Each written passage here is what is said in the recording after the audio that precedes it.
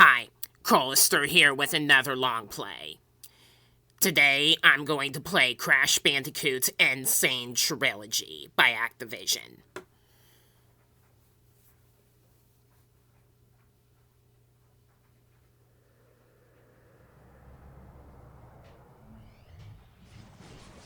Activision presents a smashing blast from the past.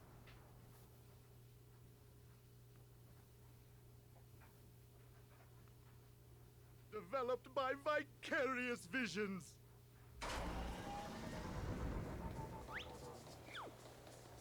It's Crash Bandicoot!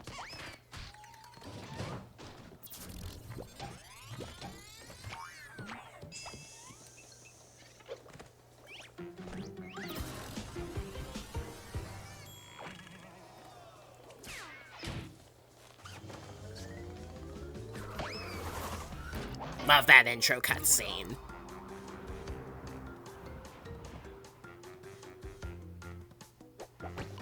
It's Crash Bandicoot! In this video, we're gonna do the original Crash Bandicoot title. This will be a 100% completion run. But, Dr. Cortex, we haven't determined the cause of past failures. Moron! This Bandicoot will be my general, and he will lead my Cortex commandos to world domination. This time, I shall reign triumphant.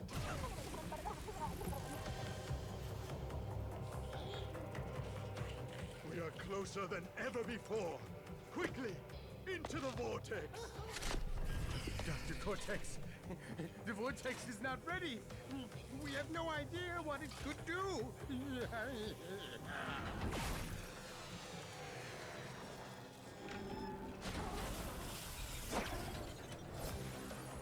Failure again. Capture him! Uh-oh. Prepare the female Bandicoot.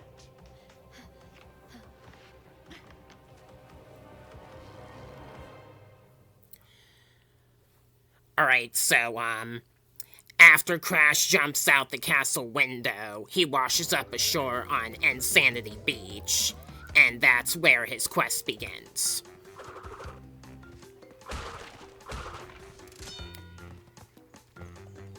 You basically jump on enemies or use the spin attack on them to defeat them and to break boxes.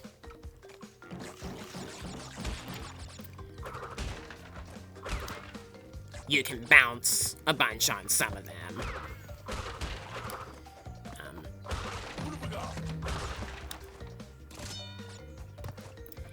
While this game isn't very story-driven as games from the 80s and 90s go, there is a bit of a explanation to the game's beginning. After Crash escapes from the castle, he makes a trip back to it to rescue his girlfriend Tana, because she's still under captivity. And as Crash adventures through the Wampa Islands, he is aided by an ancient Insanity Island guardian named Aku Aku in the form of a mask that accompanies him and protects him from most kinds of damage as he breaks open the special Aku Aku crates. A pretty straightforward game story for a 1996 title back on the original Sony PlayStation.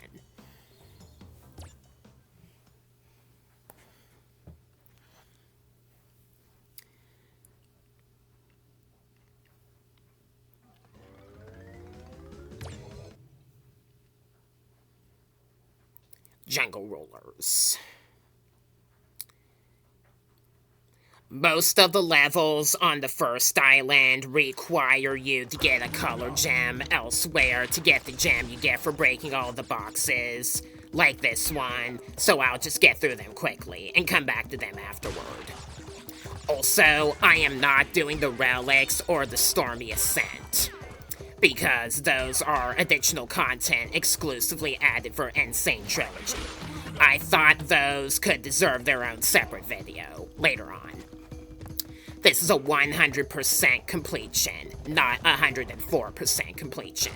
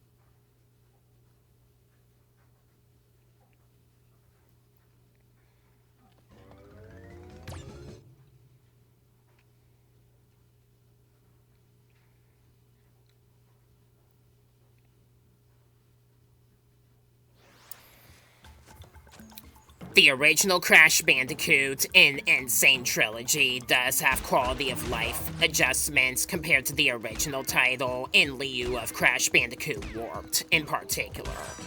While there are no power-ups from Crash Bandicoot Warped in this game, even in the Insane Trilogy, they do have some adjustments that make the game more fair, like Crash having better air control, and bouncy crates taking 5 jumps on them to break instead of 10, which helps a lot in the bonus rounds. You have to bounce on this turtle to reach that Aku crate, so avoid spinning him.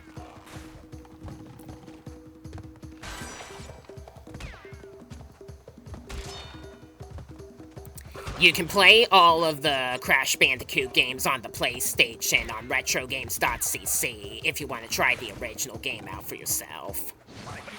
You can also play the ones on the Game Boy Advance as well. And I think the DS also.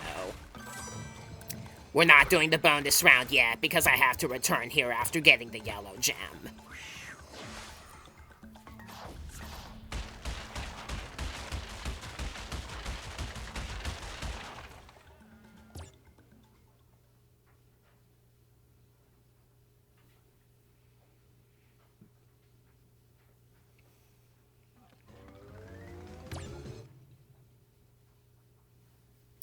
Boulders. That's a real creative name for a level, huh? I can actually get the gem here and now.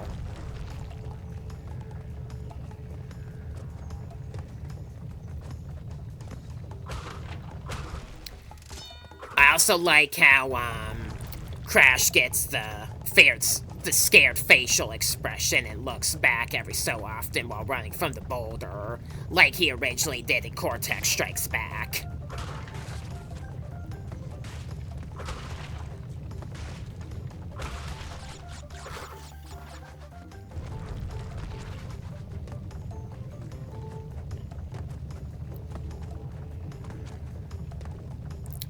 In both Boulders and Boulder Dash, the Wumpa Fruit usually direct where you're supposed to run to avoid the stakes, which slow you down on contact. It is urgent to not lose any speed while running from the boulders, since Crash can't slide or use the speed shoes.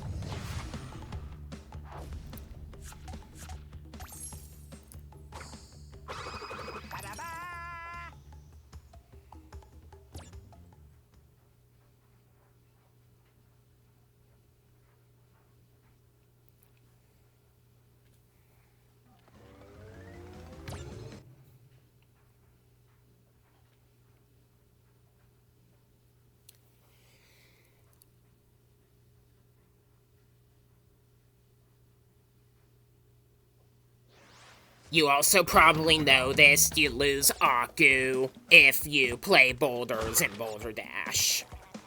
So, remember that as well. A little personal update from my previous videos.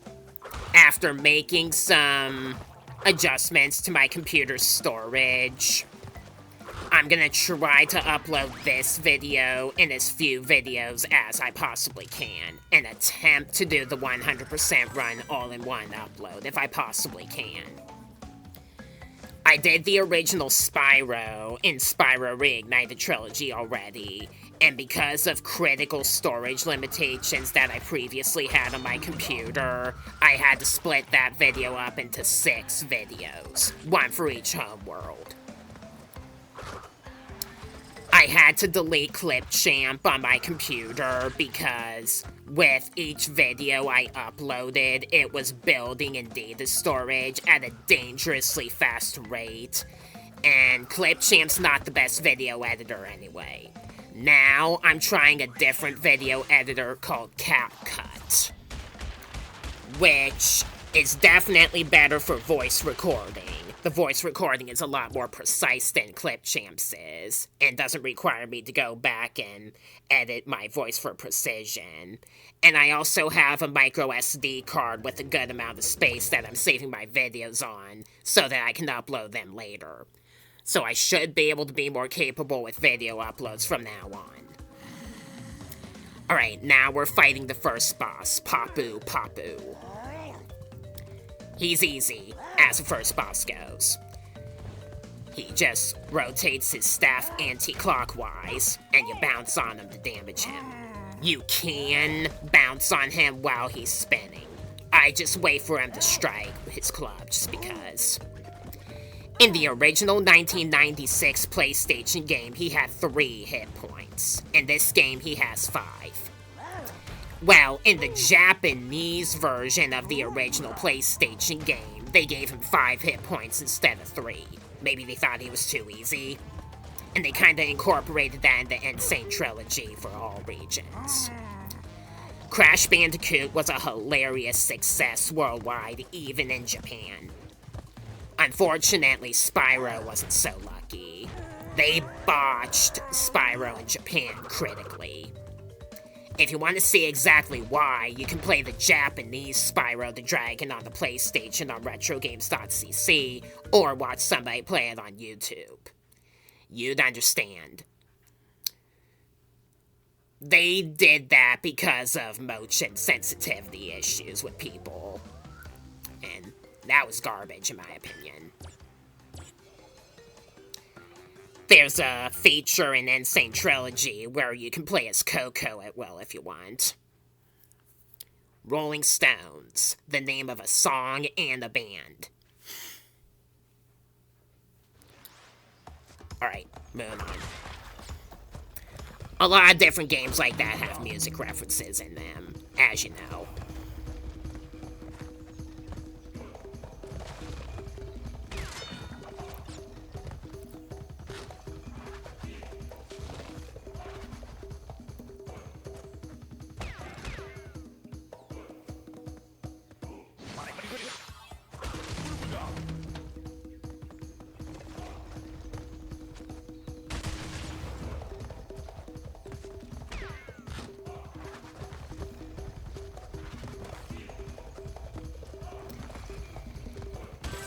If you lose lives consistently, you'll get an Aku from the start as kind of a mercy to help make the game a little easier for you.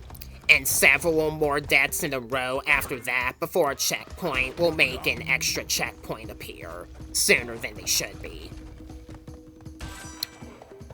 Some tips for anybody that might struggle playing the game for whatever reason.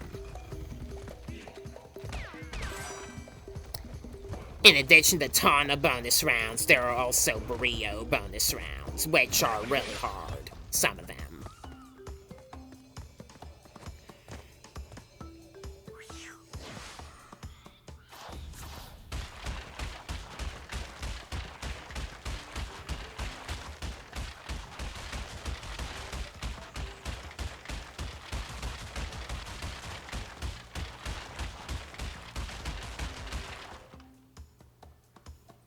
Sucker of finding boxes. Of course, I have to get the blue gem and come back there later.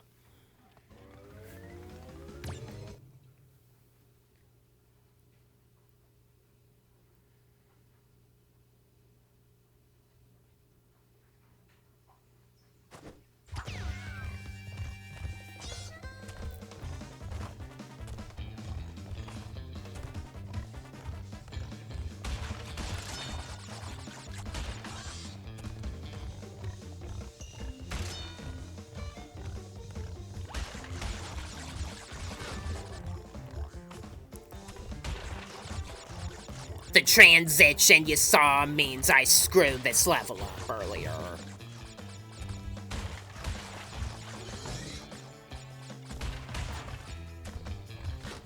A problem which I usually play this one clean. Just bad luck in the recording. If you see that transition during the video, it means I lost stocks in that level and cut it out of the video so the video can be as short as possible.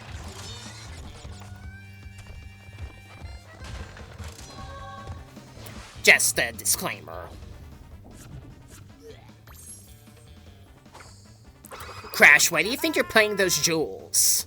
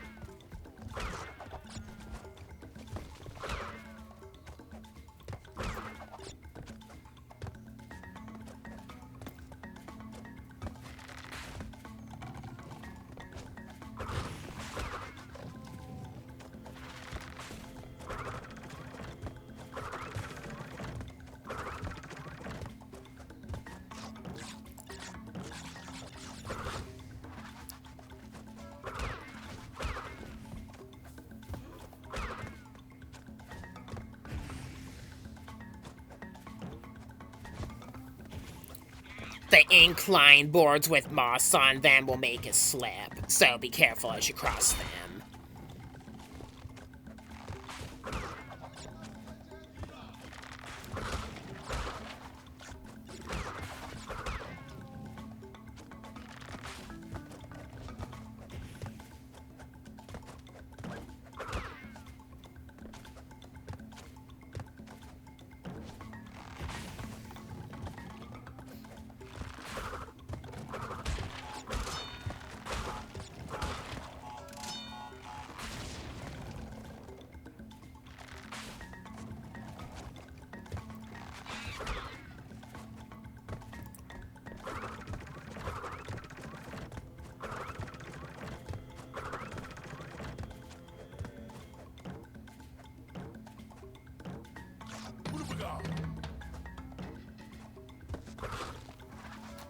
Check out this secret pathway.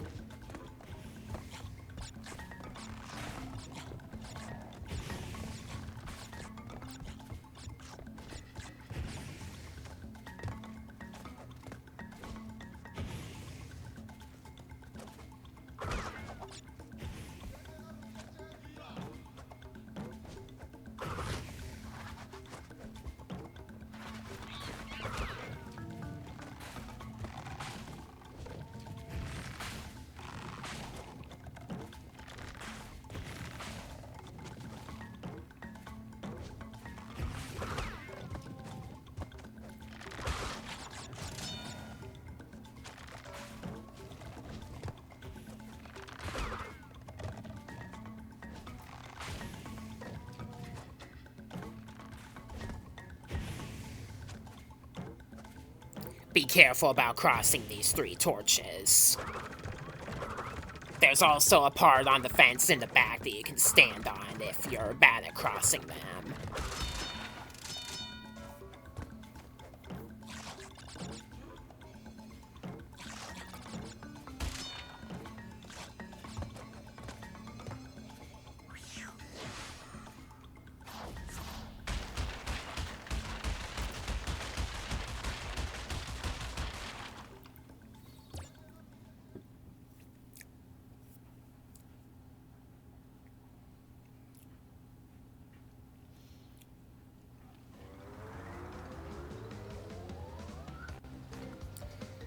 Alright, so now we're on this island. Let's go.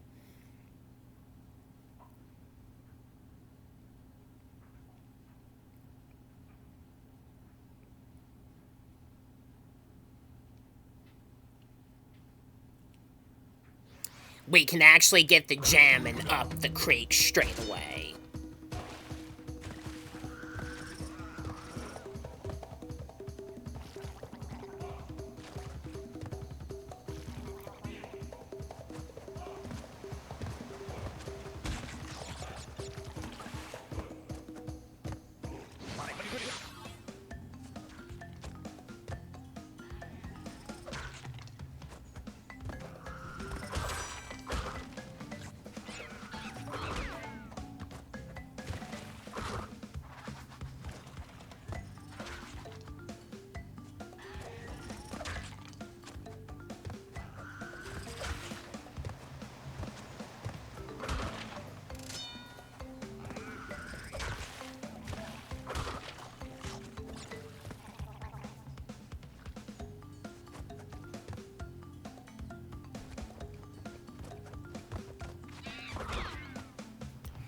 You have to wait for the monkeys to stop rolling before you attack them. You can spin out the piranhas also.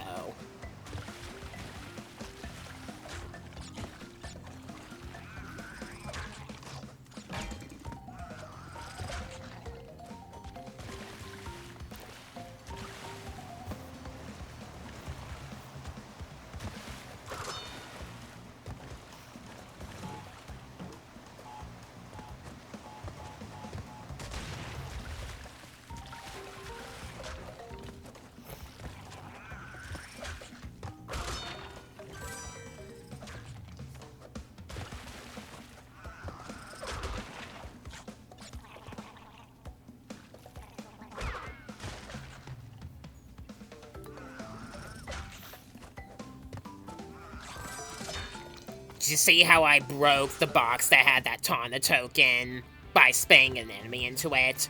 That's honestly never happened to me before, and I played this game a bunch on my Switch.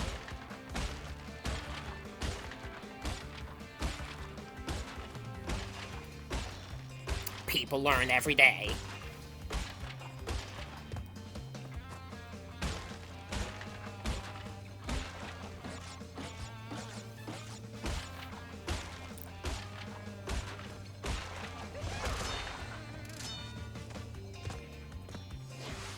So that was my first Tana bonus round in this playthrough.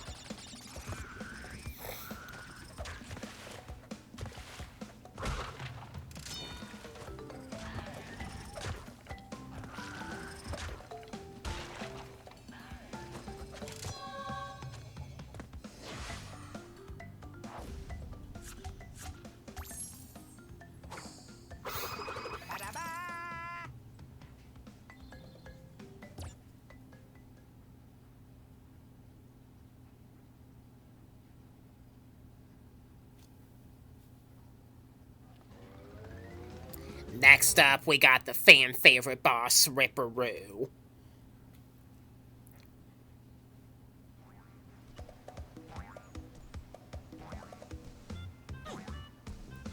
A crazy kangaroo that loves explosions. If it helps make this boss any easier, Ripperoo hops along the tiles in a pattern. He hops along just those three, the bottom corner ones and the middle one on the first hit point. On his second hit point, he hops along the bottom and the three in the middle row, anti-clockwise. And on his third hit point, he hops along the four center tiles on the edges. That can make it easier to tell where he's going to go, and in turn, detonate a bomb on him. You can also spin them to damage him as soon as he gets up close to you if you have Aku, if you're willing to damage buffer.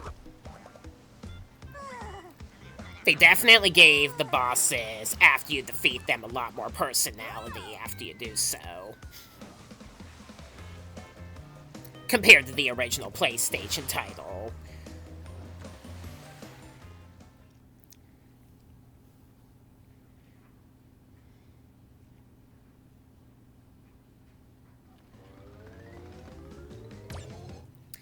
The Lost City is where we're going to get the first of the 6 special gems. In this game, to get the special gems, you are required to break every box without losing a single life. In the original game, you had to no-miss and break all the boxes in every level, period, to get their gems. In Sane Trilogy, you only have to no-miss to get the 6 color gems. Pairing that with Crash having better aerial control, that does make the Sane Trilogy version of the game a lot easier.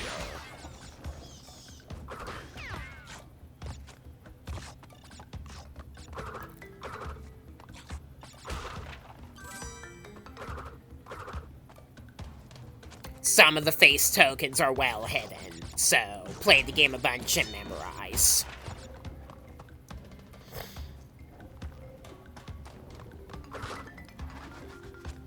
You have to bounce on this crate to reach the Brio token, so avoid spinning.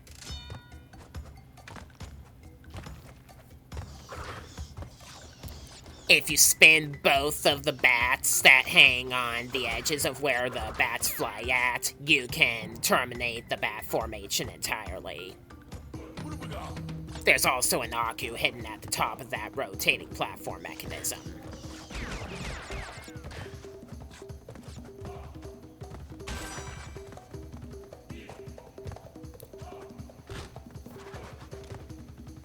You have to bounce on that lizard to get the Brio token.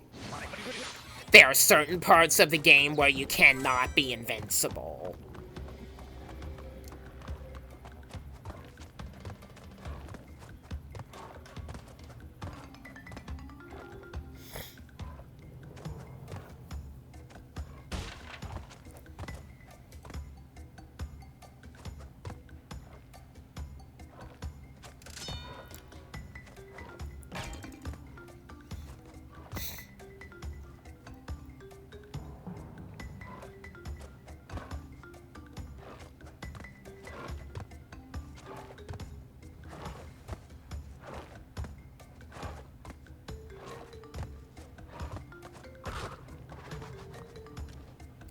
Even though you can spin these lizards to defeat them, there is a bug in Sane Trilogy where touching them, if you spin them or whatever, will reverse your direction controls for a brief second, so I always bounce on them.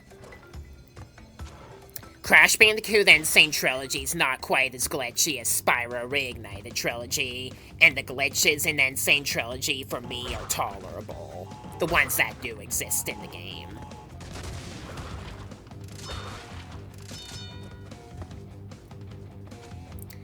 Like I said earlier, the Brio bonus rounds are a lot harder than the Tana ones. I'm pretty sure they were optional in the original Crash Bandicoot on the PlayStation. In this game, though, they are required. Bonus rounds in the first Crash Bandicoot work differently than they did in all the others, including Crash 1 and Sane Trilogy.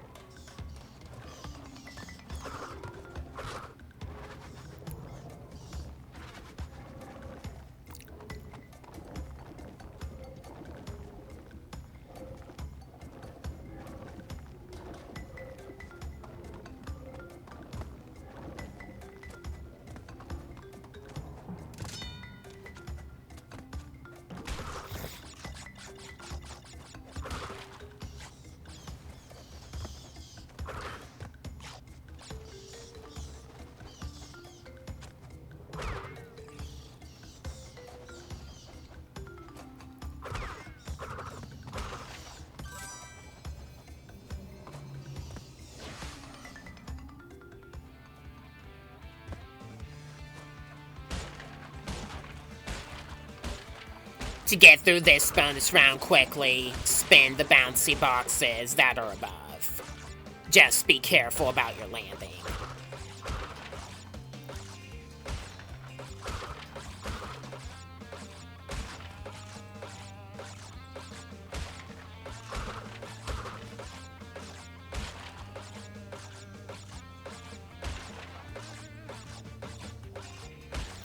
Not quickly, just safely, I should say.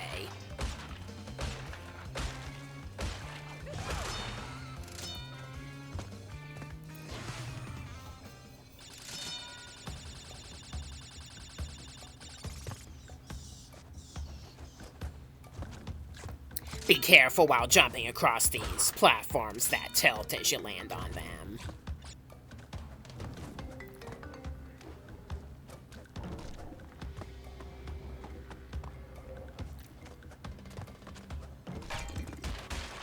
Those boxes just burst open as soon as they appear for some reason. And with that, we got the green gem. This will unlock pads in certain levels that have an indentation of a green gem within them. It'll become a moving platform that'll take you somewhere new where you can find secrets. Many of the secret routes of which have some of the boxes.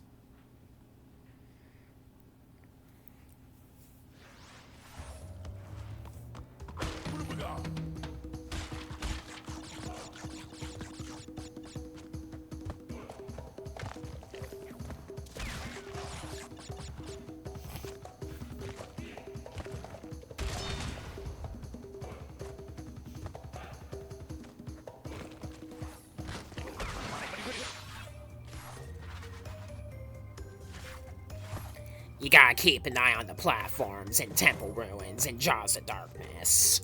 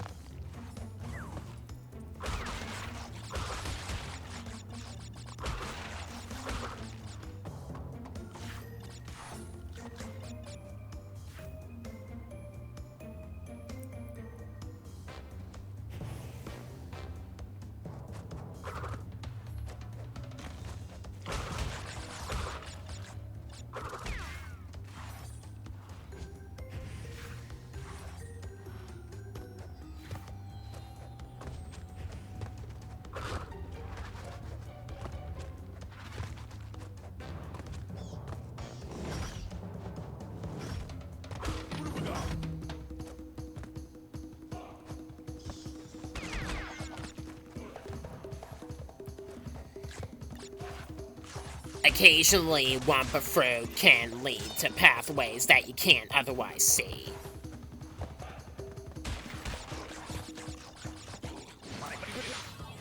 The tips you see on the loading screens in Sane Trilogy also make it easier than the original PlayStation games, since the game straight up tells you where to find secrets you couldn't figure out where to find on your own before. That helped me a lot with Cortex Strikes Back, since I never properly owned that game on the PlayStation, unlike this game and Crash Bandicoot Warped.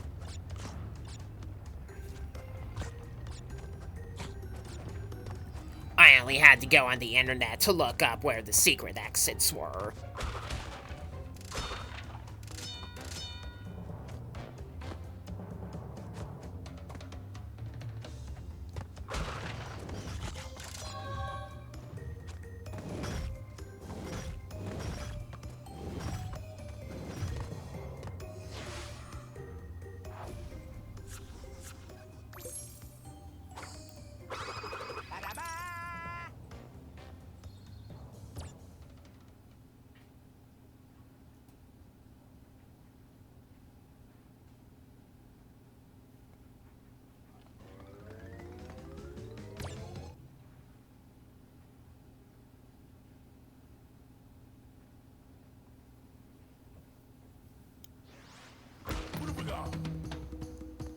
Oh joy, this torment now.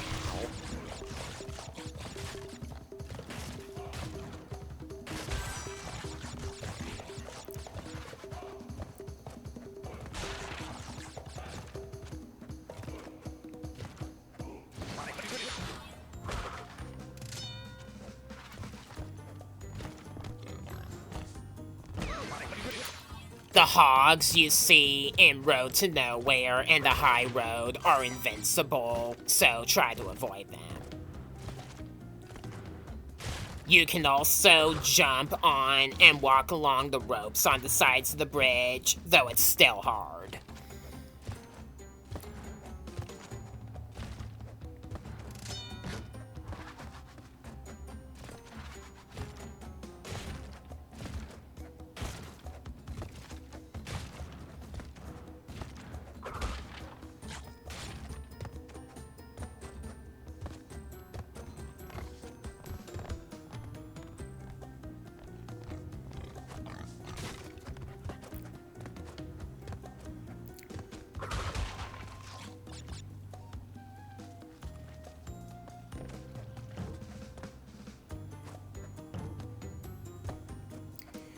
While jumping along the turtles, precision does matter.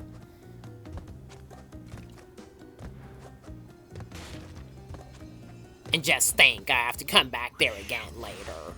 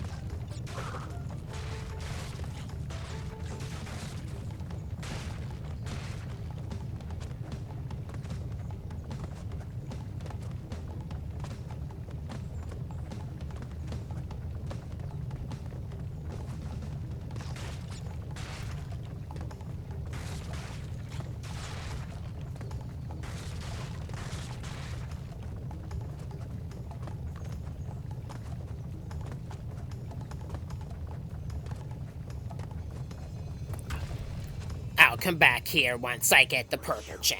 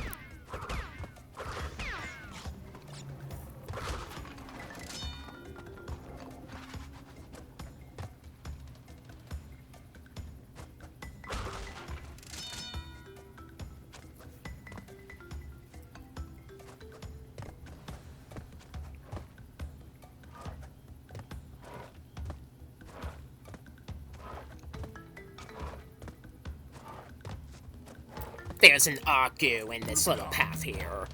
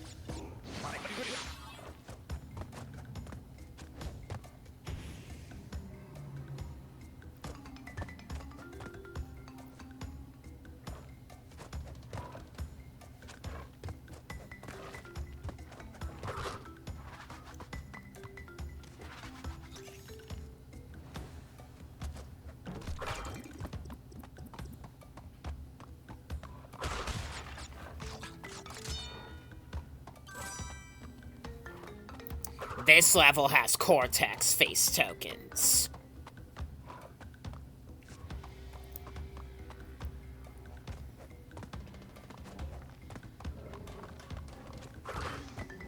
You'll only see them in Sunset Vista and Jaws of Darkness.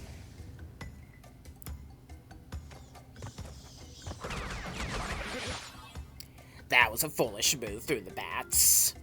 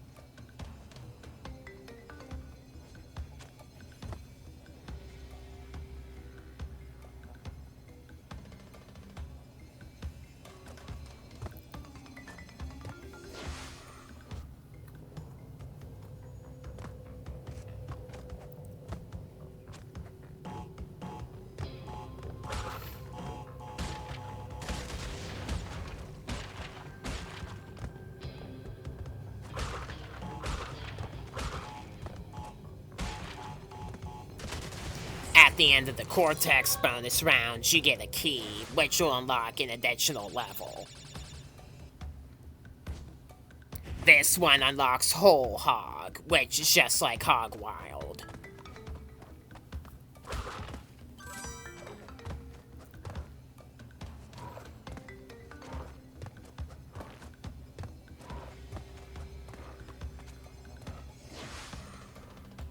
Entering a bonus round also counts as a checkpoint if you lose a life later on. There is also no penalty for failing a bonus round, so if you fail a bonus round, try it again.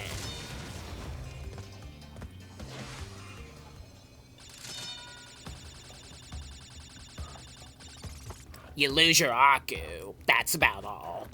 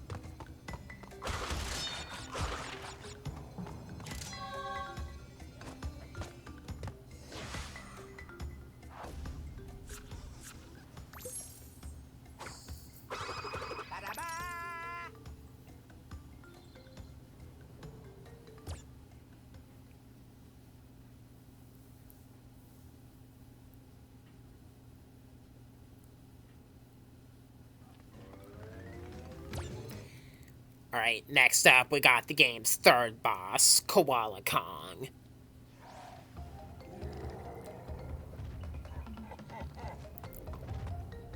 Definitely an all bronze and no brains character.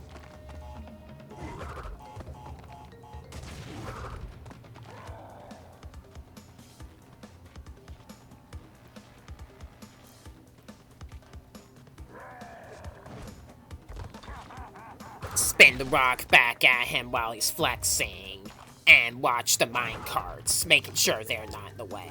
If you wait too long, the rock will fall into the lava stream, and you'll miss your chance to attack him.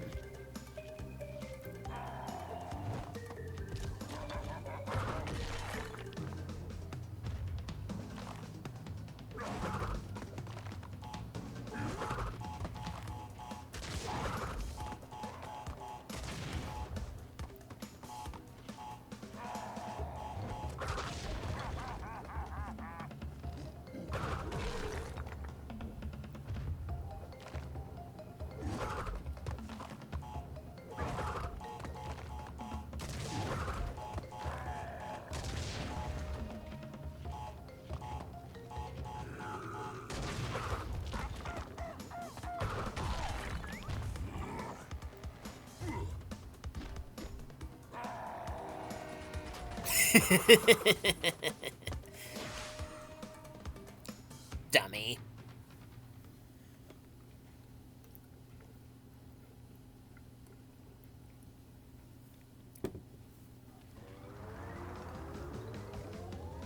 Now we're on the third island, where all of the colored gems besides the green gem are located.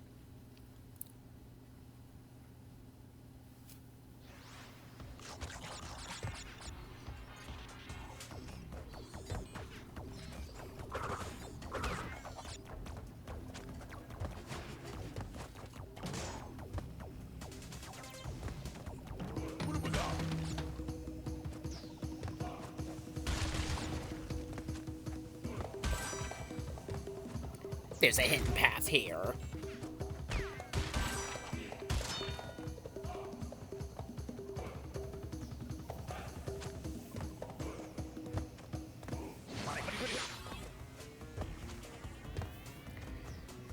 The heated pipes damage you on contact, so avoid them. You can safely stand on the frozen pipes.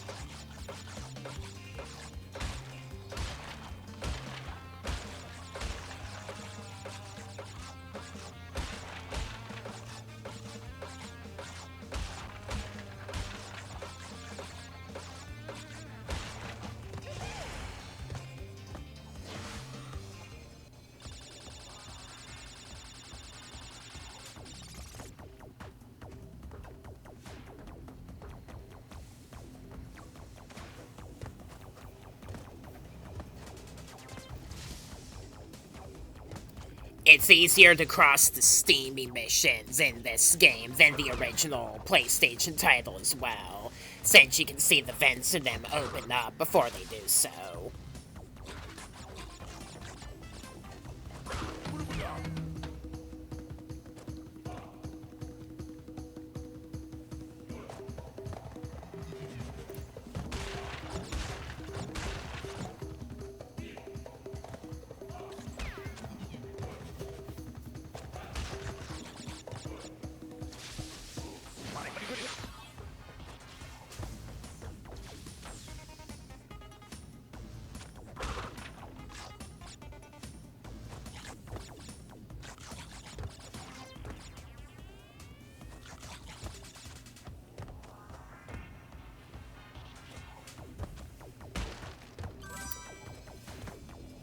I hate this Brio bonus round. I can never first attempt it properly.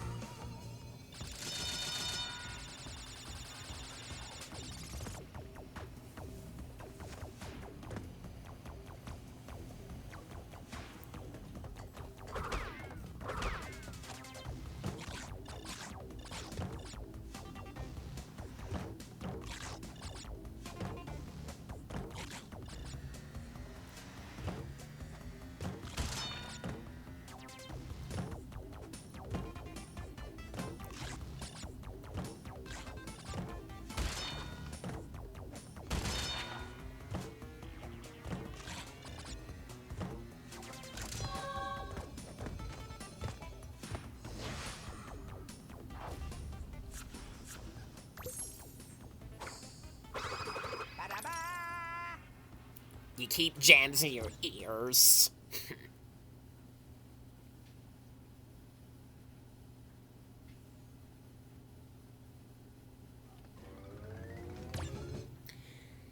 We can't get the gem here until we get the blue gem.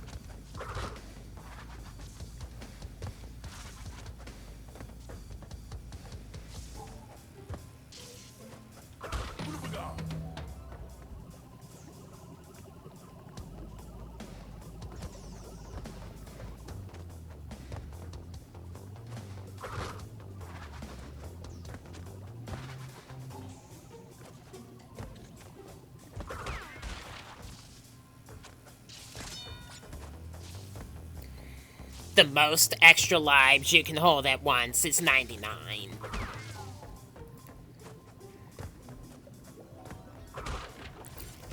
I have gotten 100 spare lives once in a playthrough of Warped, I think it was, by means of a glitch that just happened.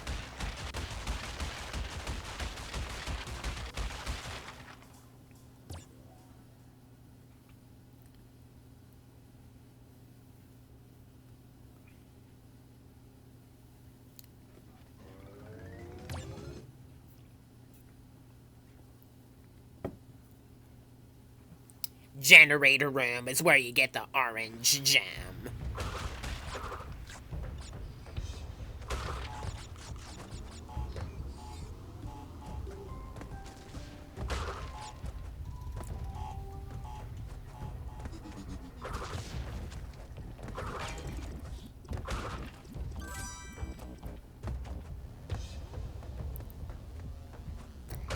That floor collapses after you interface with it, so get off of it as soon as you break the boxes on it.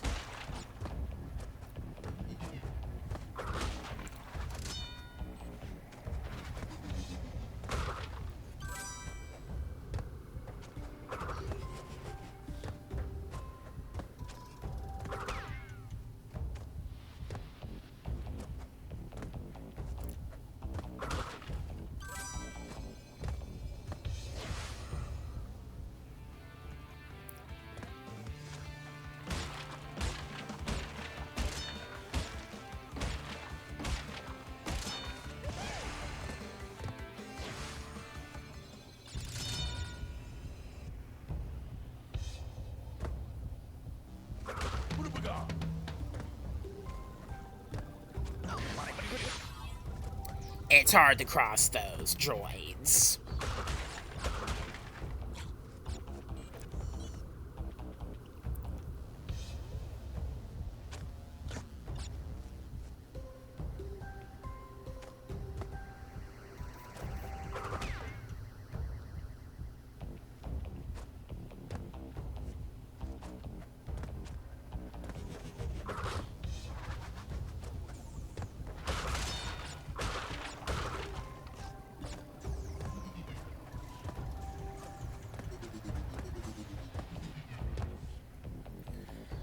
A slight jump and spin will break that crate without getting blown up.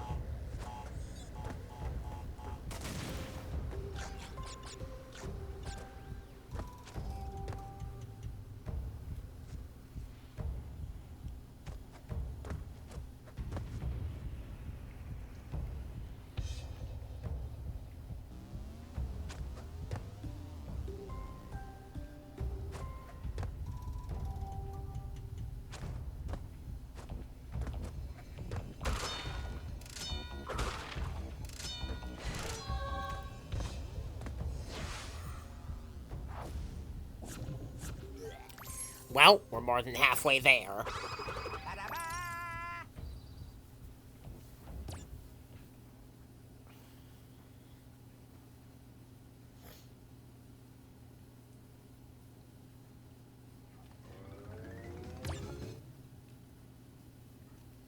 Toxic waste is where we get the blue gem.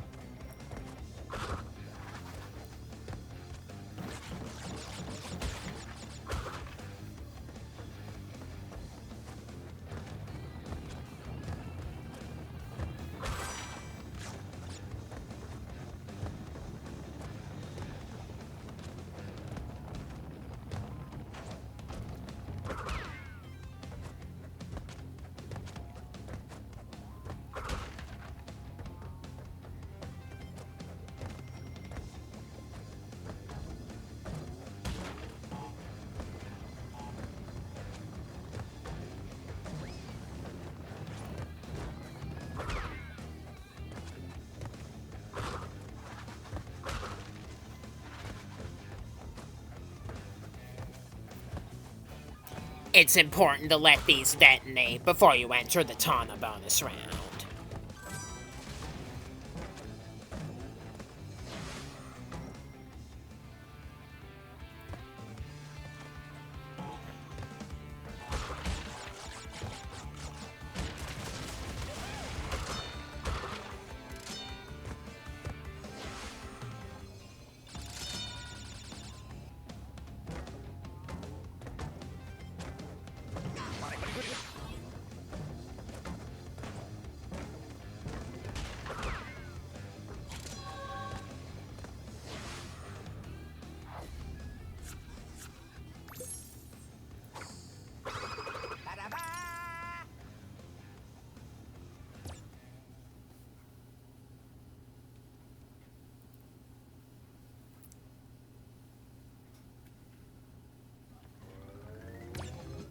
Pinstripe Potaroo.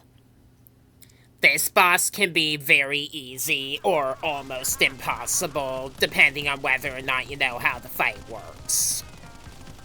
What you're supposed to do is stand still behind the red chairs, and the stance Crash makes will protect him from the bullets from the Tommy gun.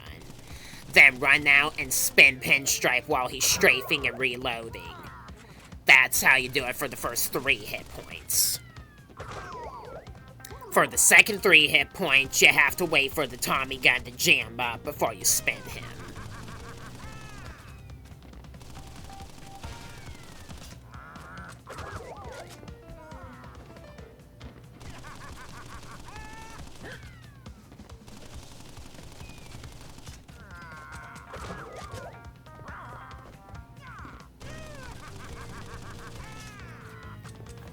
Interesting how they were allowed to have the Potaroos still have their guns in this game, whereas in Spyro Reignited Trilogy, guns and other realistic weapons that the enemies used were censored.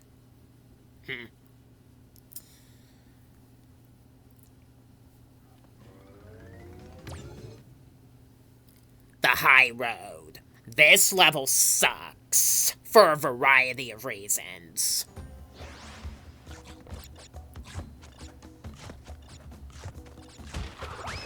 It's probably the hardest in the game.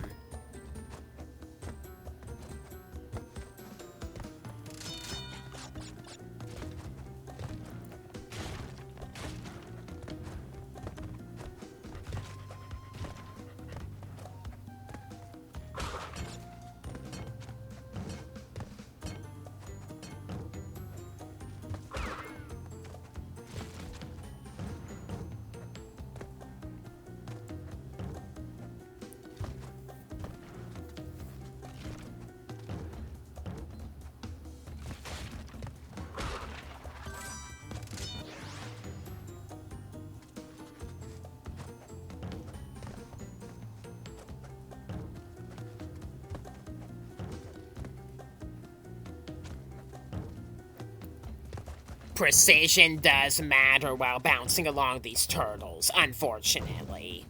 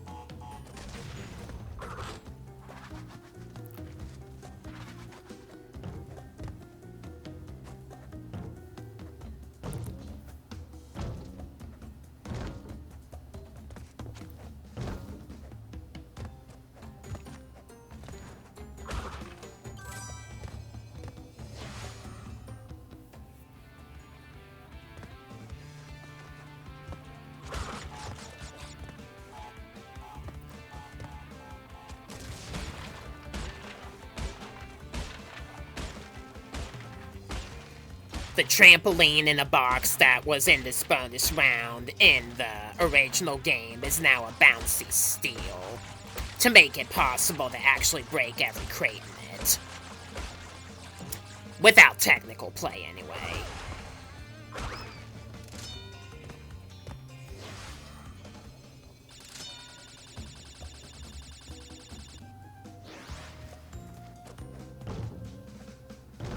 And still, I continue to fall.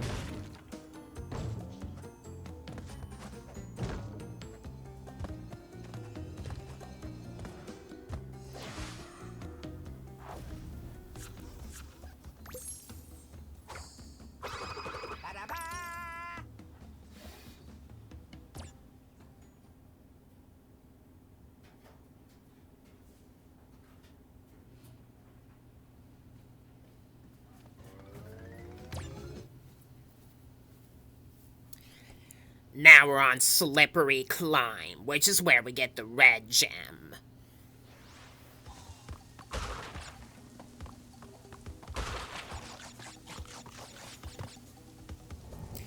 The key to surviving Slippery Climb is to memorize how long it takes for all of the stair slopes to rise and fall as you cross them.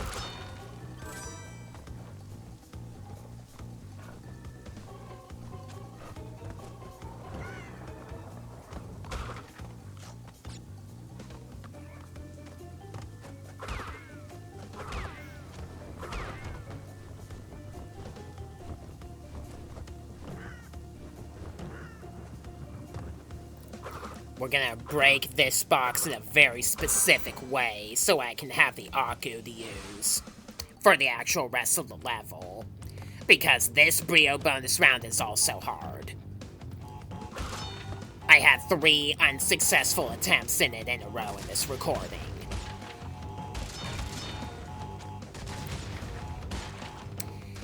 No dying allowed to get the gem does not include bonus rounds, luckily.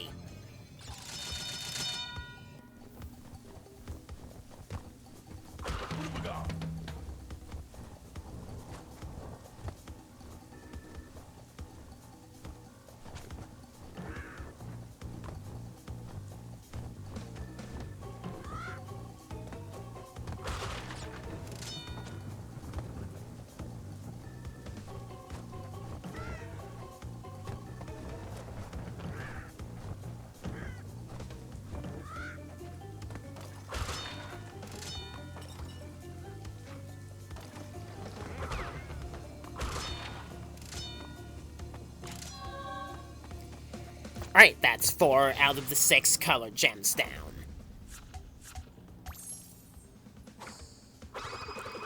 Doesn't having gems in your ear hurt Crash? Then again, Crash is a bit of an idiot, so his brain can't be big. Have you ever accidentally touched your brain while cleaning your ears? It hurts.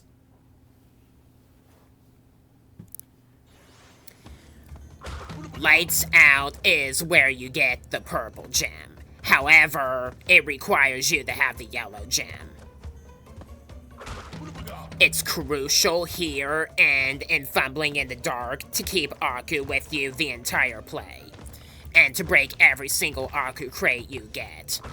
Because if you go a while without getting another Aku or take damage, the whole room becomes dark, and then you're pretty much screwed unless you have godlike memorization.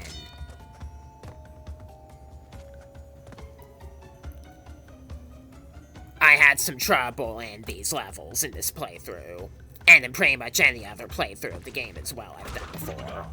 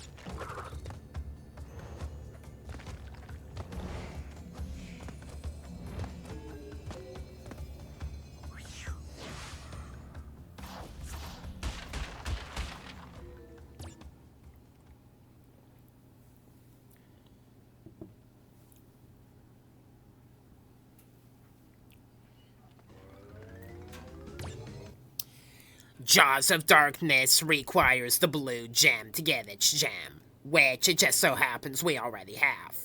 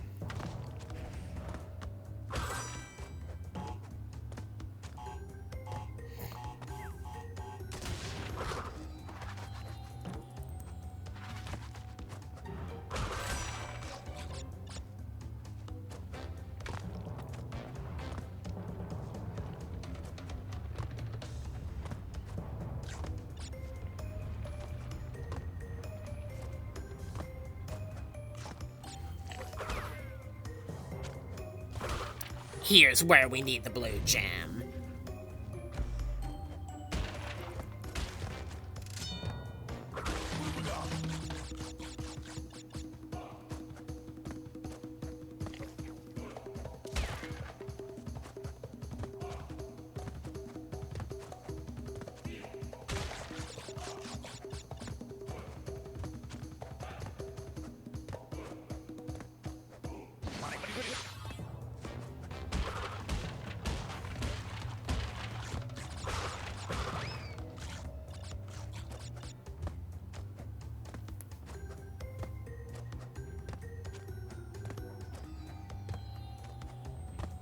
Spin that crate while standing still.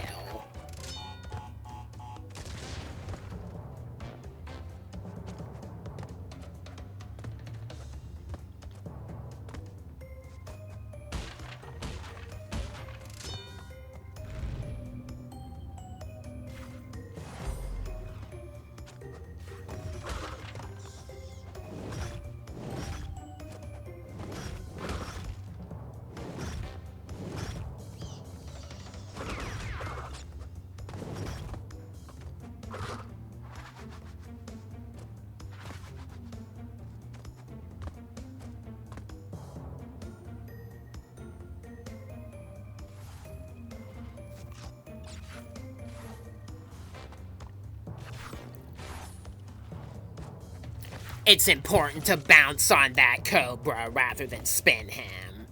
Because if you detonate the explosive crate, you're gonna miss the Cortex face token. There's more invisible platforms here.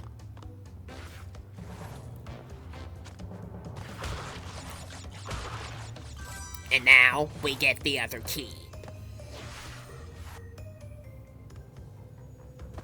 This one is tricky. Just watch what I do.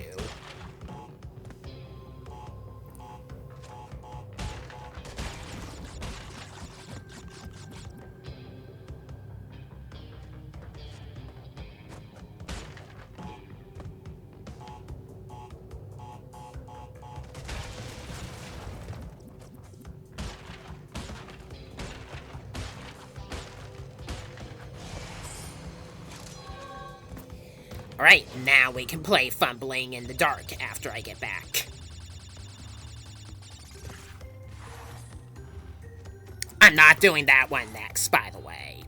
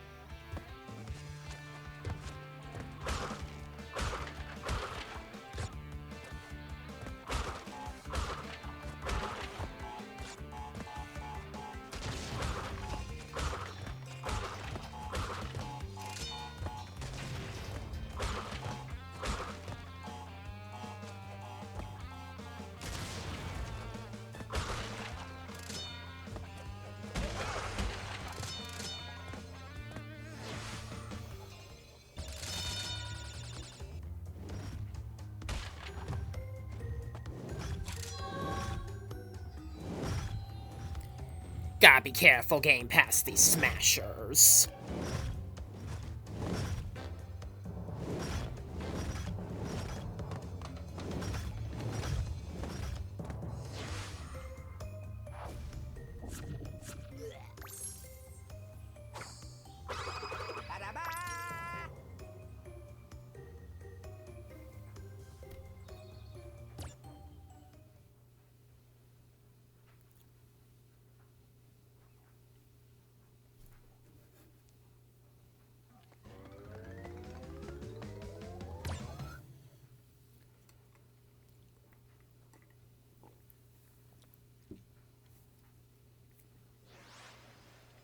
If you have the green gem, you can take a shortcut to get through this level quickly if you're going for an any percent.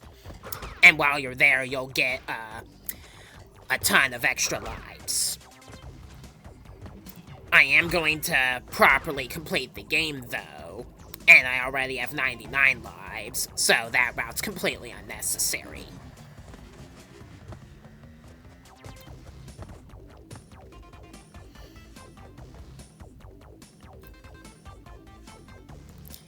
You know what they say, the long way equals the right way.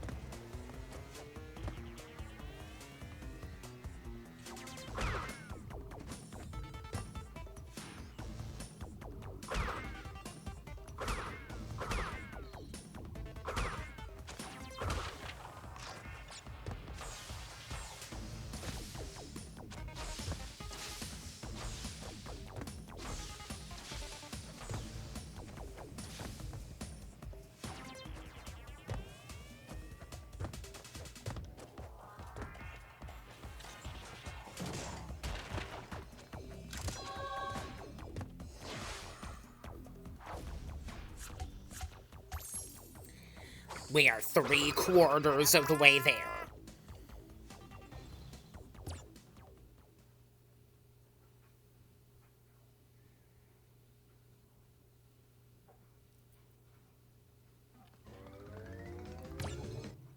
Alright, we got a boss up next. Dr. Nitrous Burrito.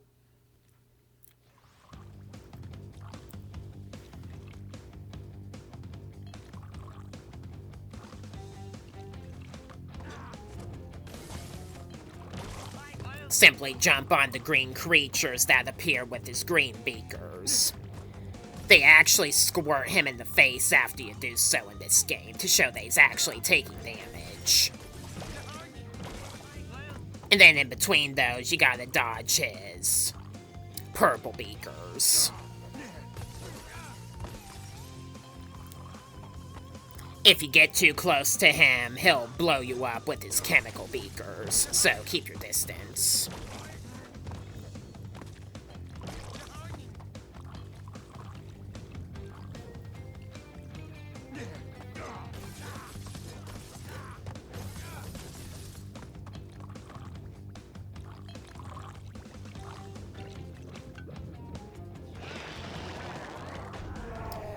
Then he goes into his Hulk smash kind of form.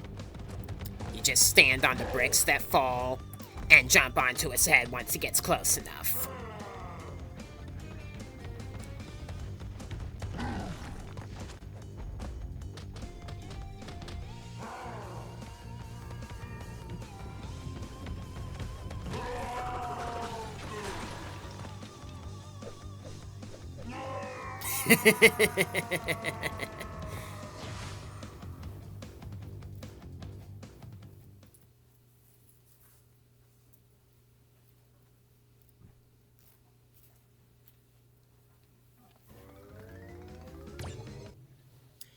The lab, which is also one of the harder ones in the game, is where you get the yellow gem, so no dying allowed.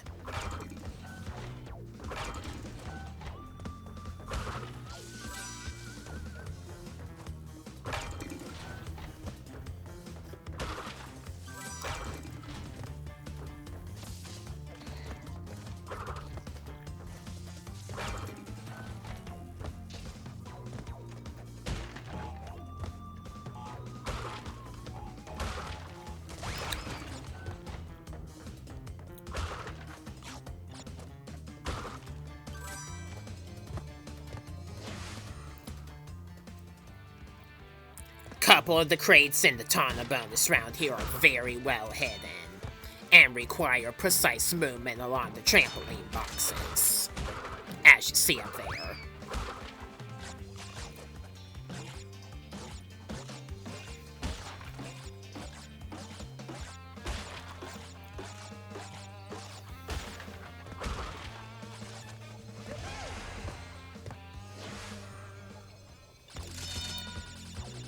The switch boxes throughout the lab that open doors and floors will deactivate if they're not crossed quickly, so keep that in mind. Although a single spin will not kill these electro lab assistants, spinning them while they're not electrifying until they fall over the edge can take care of them.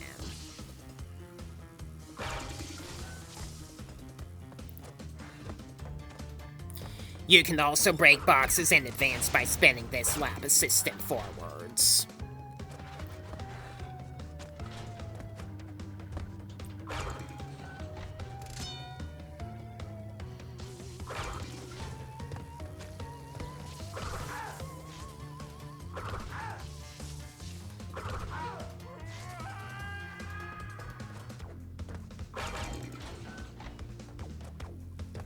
You can also stand on the floors on the sides of the hall to make crossing the opening floors a little easier.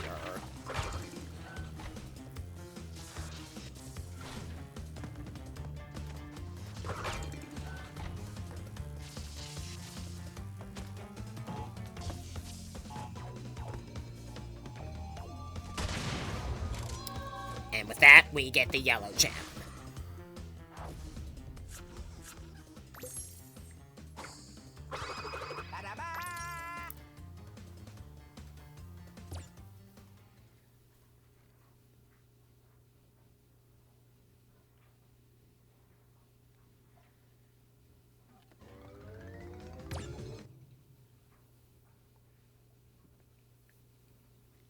We'll worry about the Great Hall after I have 100% completion.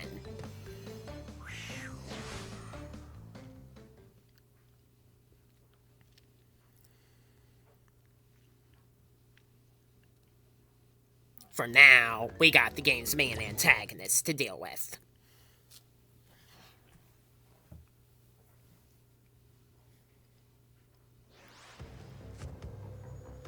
Darn you, Crash Bandicoot! Avoid the red and blue bullets and spin back the green ones.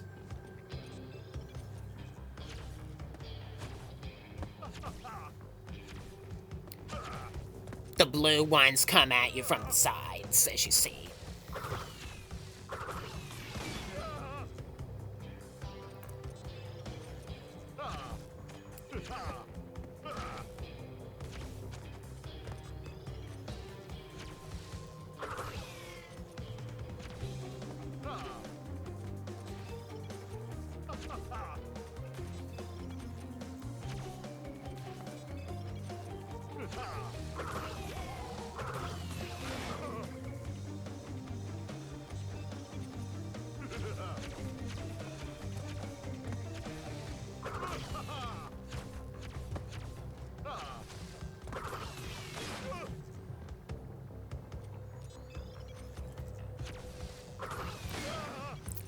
His fifth and final attack on his last hit point is kind of a joke.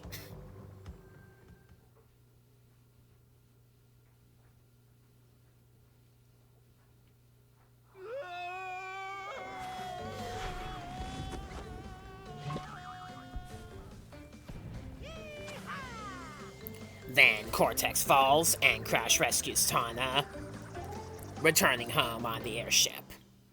After you get the any % ending, the credits will roll.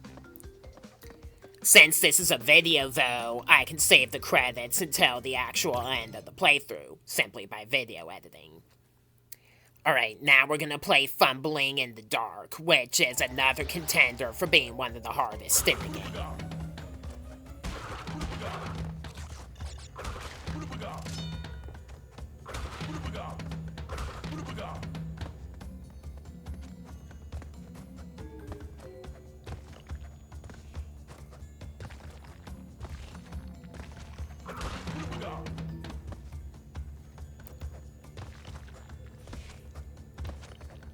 Jump on the sides of the hall to make this moving platform.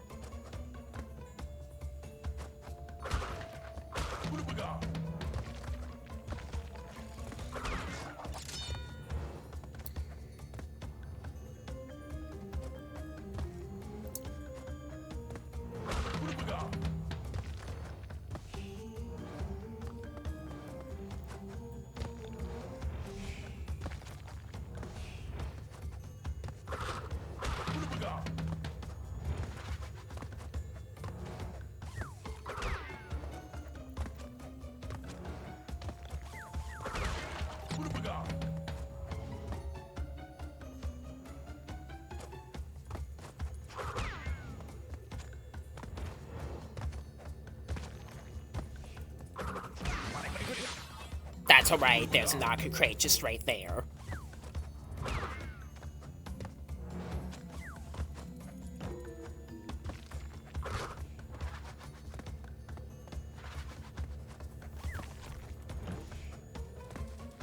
Spin these rats forward to break a Naku crate that exists just behind them.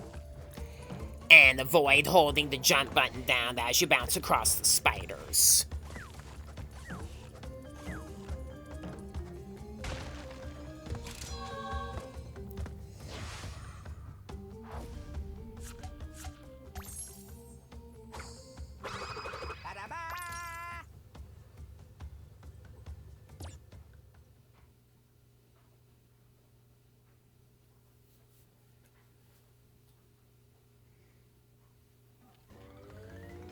Now we're gonna go back to Lights Out to get the purple gem.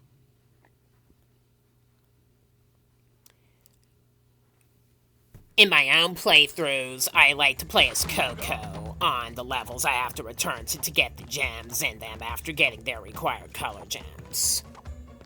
So no, I didn't forget about her.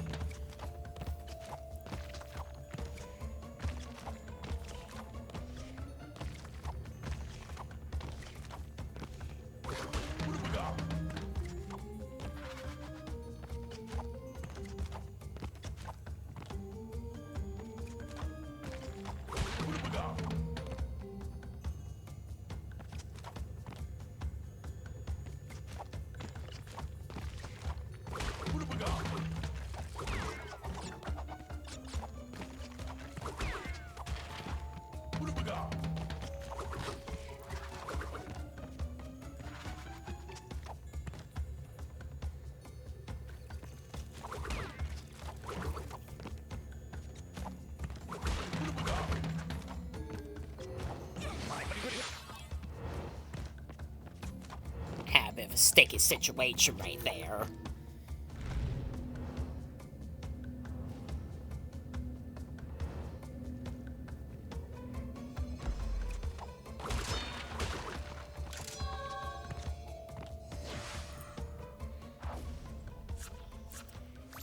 So now that we have all 6 color gems, we can truly complete the game now.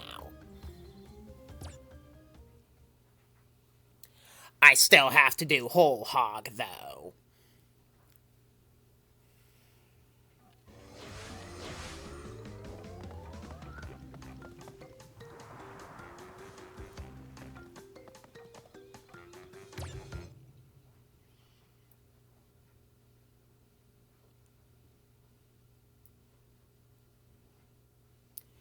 Unlike Hog Wild, you are required to keep the jump button held down as you bounce across the drums here, in order to cross the pits and the skewers.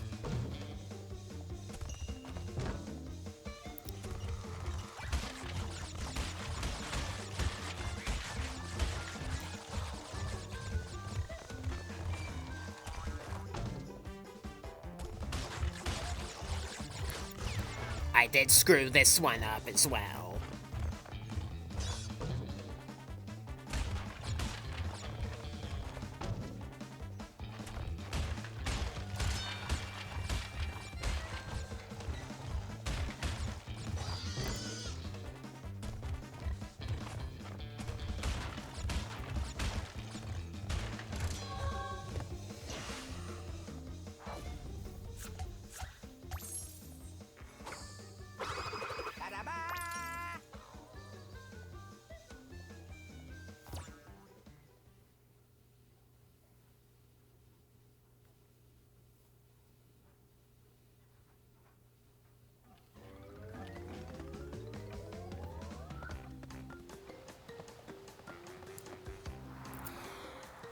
Alright, we got a lot of backtracking to do.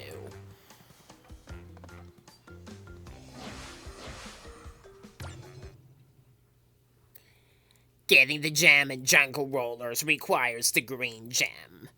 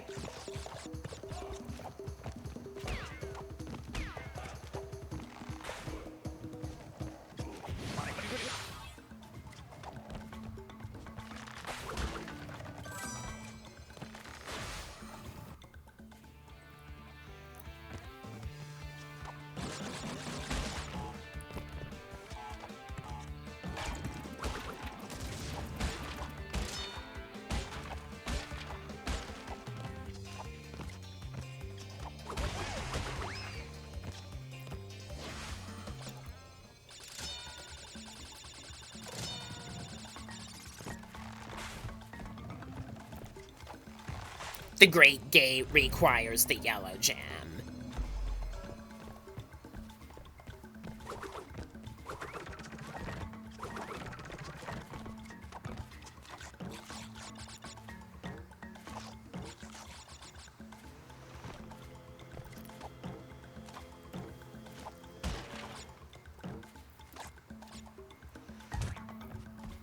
Dang.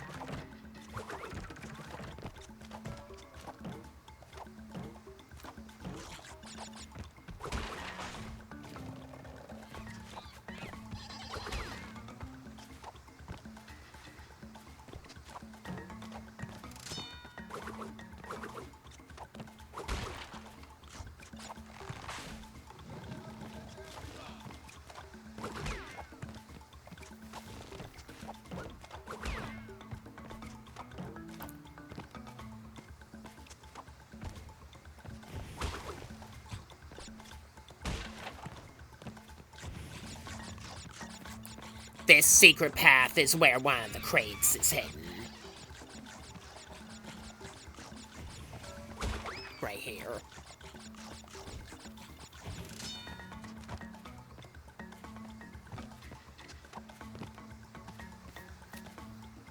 I'm not falling for that skewer.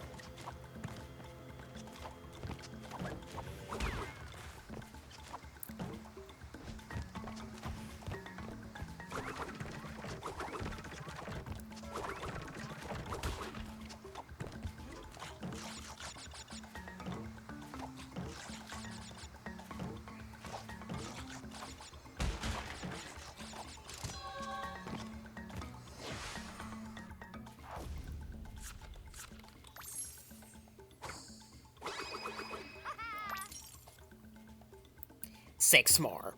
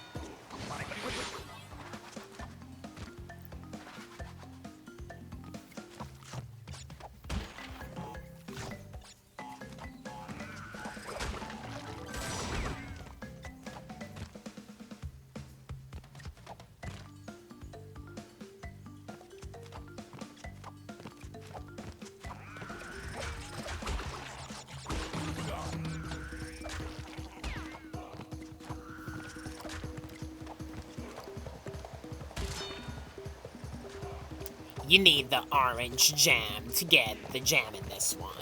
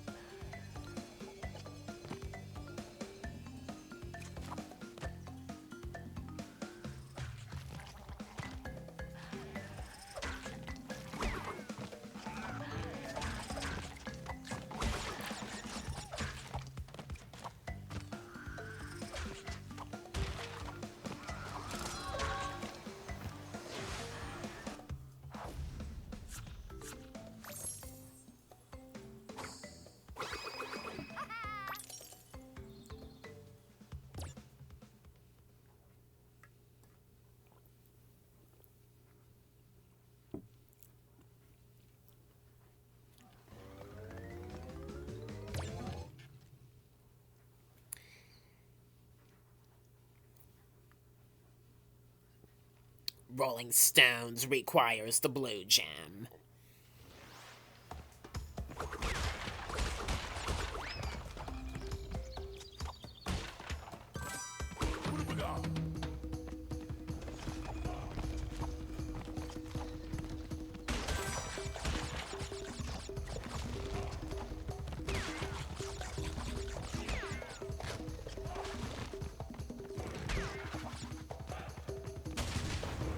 I can't stay invincible here, because if I detonate the explosions, I'll miss the Brio token.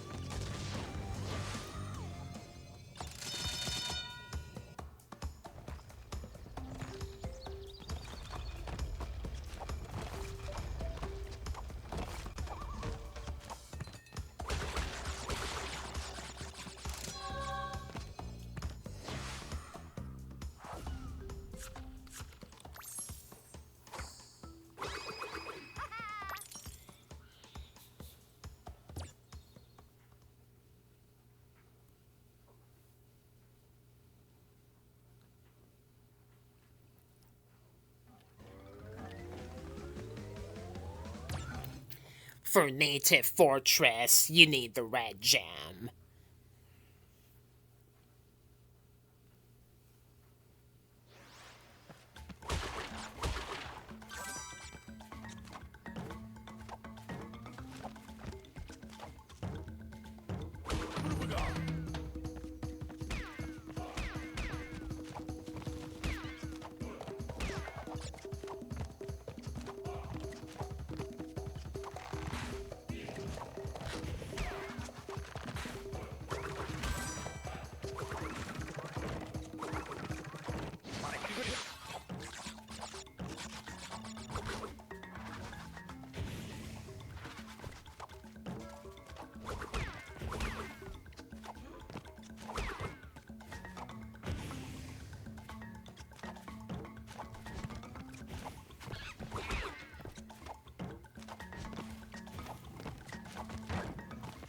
I had some trouble with the tribesmen here for some reason.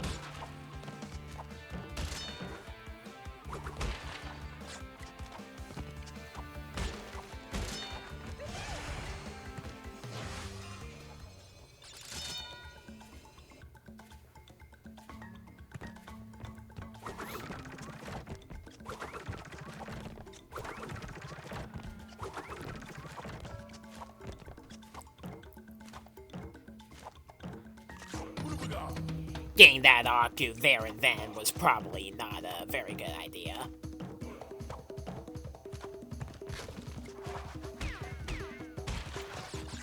Do you remember the little shortcut you saw earlier? If you take it, you're not missing a single box. So there's basically no reason not to go that way.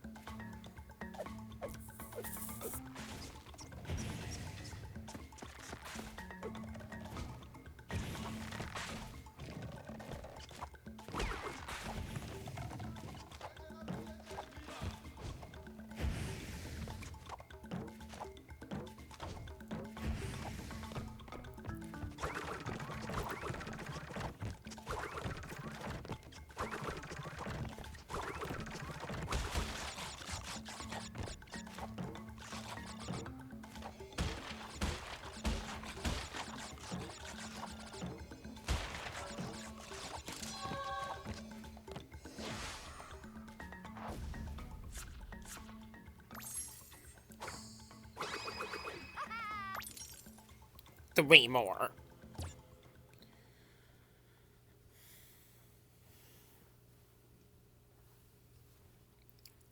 On the second island, you only have to return to get the gems in Road to Nowhere and Boulder Dash. In Road to Nowhere, you need the red gem.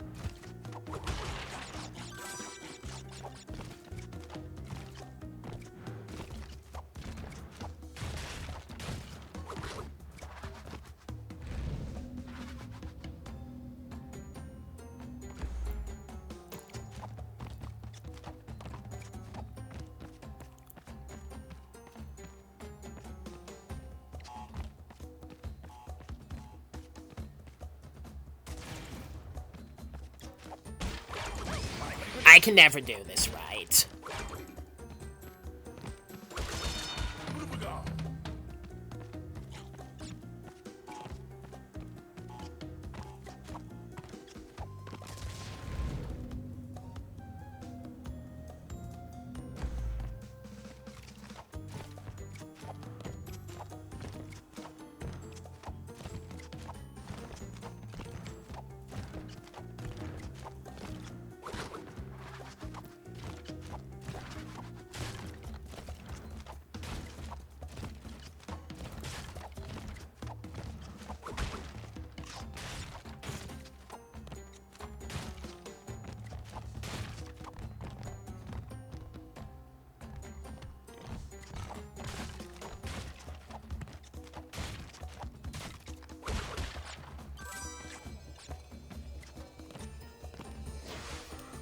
I screwed up the bonus round for some reason.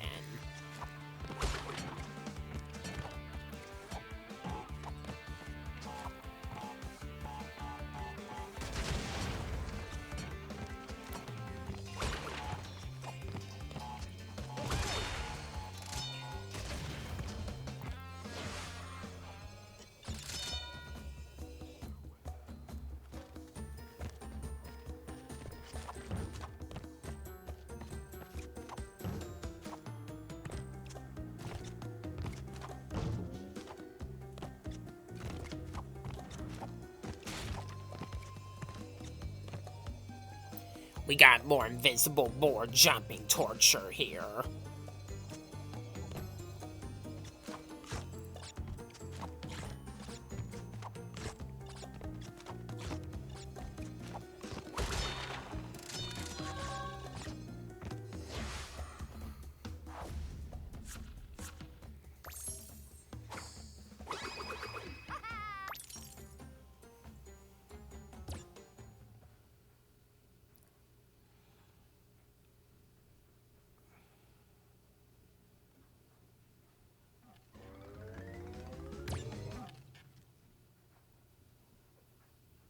Boulder Dash requires the purple gem.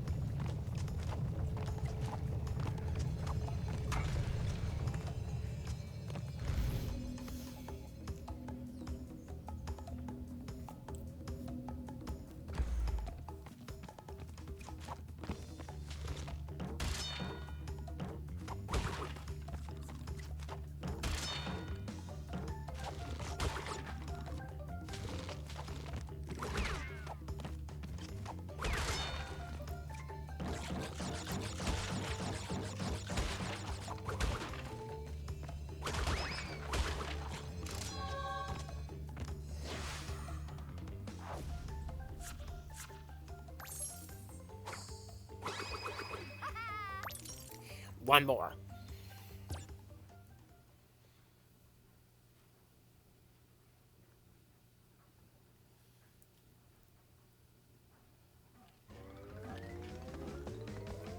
The final clear gem for me to get is in the multi-route level that is Cortex Power. There are some routes in Cortex Power that for a 100% you have no reason to go through. So I'll just get through it in the best way that I know how.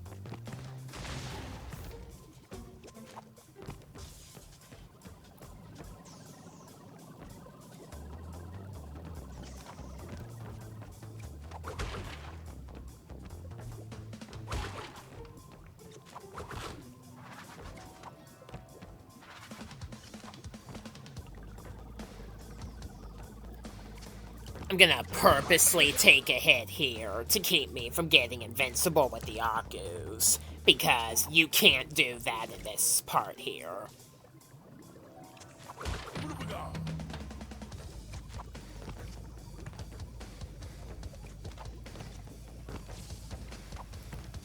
For this reason.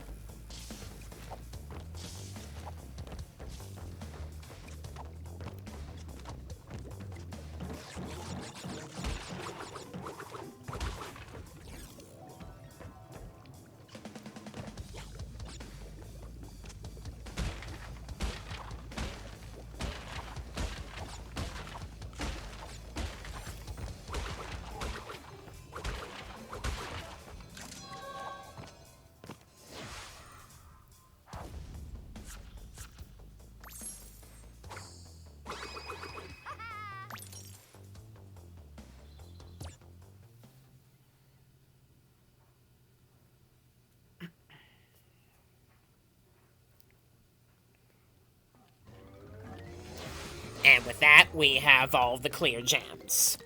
Now we can see the secret that exists in the Great Hall.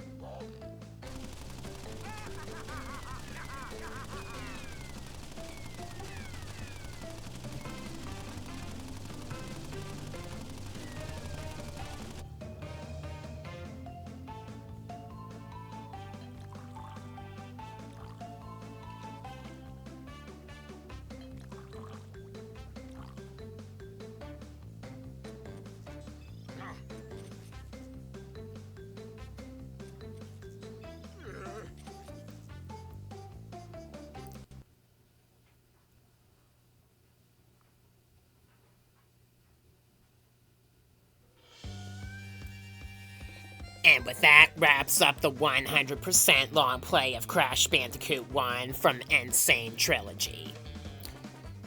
Maybe in another video, I'll do the relics and the Stormy Ascent. I just didn't think that was necessary to put all into one video with an actual 100% run. I do play every game in the Sane Trilogy, so at some point I will probably do the other games in this set as well. I also did the original Spyro the Dragon and Reignited Trilogy, which is split into 6 different videos, if you want to check that out on my channel as well, and I'll have it at the end of this video in the end screen.